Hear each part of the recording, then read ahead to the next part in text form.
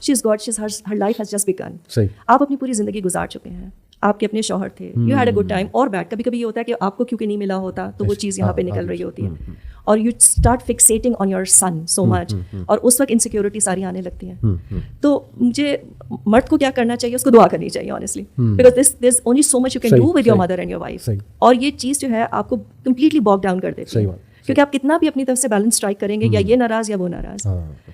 ماں جو ہے she needs to mature, she needs to understand کہ اب اگر شادی میں کر رہی ہوں تو جیسے آپ نے بہت اچھی مثال دی کہ چڑیا کو جو ہے نا اپنا گھونسلہ بنانا ہے, فائنینشلی ڈیپینڈنٹ ہے تو بس فائنینشلی ہی ڈیپینڈنٹ رہے, ایموشنلی ان کو کنٹرول نہ کریں, مائکرو مینیج نہیں کریں. آپ کو اپنے بچے کی جو بھی تربیت کرنی ہے وہ شادی سے پہلے کرنی. بچی کے لیے بھی میں یہی کہوں گی, بیٹی کو جو سمجھانا ہے, جس طرح سے اس کا رول ہوگا as a wife, as a daughter in law, یہ سب چیزیں پہلے آپ سکھا دیں.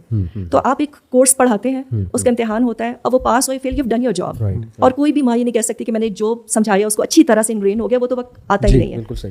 But that does not mean کہ آپ شادی کے بعد بھی انگلی پکڑ کے بیٹے کے ہو یا بیٹی کو چلائیں کہ اب یہ کرو اور اب یہ نہیں کرو. You are kind of like میں اکثر یہ کہتی ہوں کہ مرد کو قوام اس کی بیوی نہیں بناتی, اس کی ماں بناتی ہے.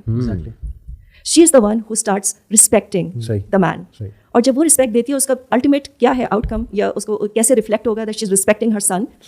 Let him make the decisions. He is going to make mistakes. ہم نے بھی تو غلطیاں کی. بالکل ٹھیک.